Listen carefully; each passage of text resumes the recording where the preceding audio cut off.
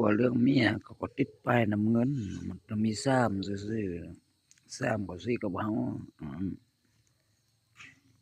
บ่แม่นเด้อยังอิงกันแม่นเฮาอ่านก่อนแนะนำอันขี่รถไฟผ่านรถไฟลาวเด้นะ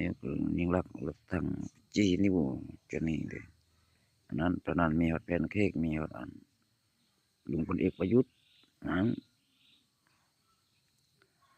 ก็เขาตั้งมายังสำนักโกสินทร์นายกทักษิณ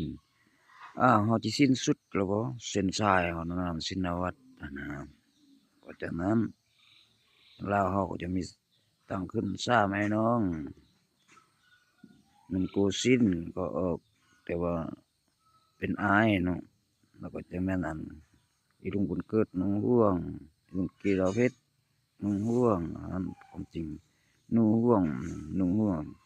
เป็นห้วงนะก็จะช่วงเขาจะทึกว่าเป็นหนูทดลอง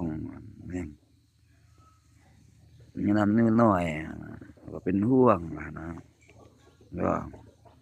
ไปจอดลงไล่ดีๆมันก็จะเอาห้อง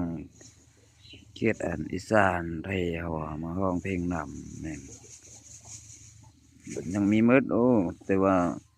ตะกี้อันมักนำมักเปิดตัวก็มันอีลุงพลศักดิ์ส่องแสงฮออันสิส่องแสงพวกเจ้าฮู้ก็เราห้อง17แข้งนะครับมื้อนั้นจะมีอันอีป้าจินตลากุหลาบอันแกนั้นก็มีลายโอ้คืออันลุงแม่ไทยใจตะวันมันแค้นคูดแม่งดินั้นหรืออันได้เอารถไทยแม่งมาร้องเพลงนำกับเจ้าประมาณแต่เฮาก็บ่ว่าอ่านว่าเป็นเป้าให้พวกเจ้าไล่เอาเนาะนายกทักษิณนี่คันบ่แม่นลูกกกก็แม่นน้องสายลาเขาจึงประดับให้มาแต่น้อยที่เรื่องสุดก็สไตล์คือว่ามีอำนาจมีเป็นเจ้าอันนั้นก็เบิ่งหน้าตาคันรัชกาลที่เก้ากับนายกทักษิณนี่มันหน้าตาจะคือกันแต่รัชกาลที่เก้านั้นย้อนหยังมันหน้าจึงเฒ่าไว้แห้วไว้ก็ย้อนเราบุกนักคืออันไประดมจะนั้นจะนี่การฟื้นฟูเศรษฐกิจอยู่เขตนอกเขตหน้าบ่ได้ก็ไปหมดจน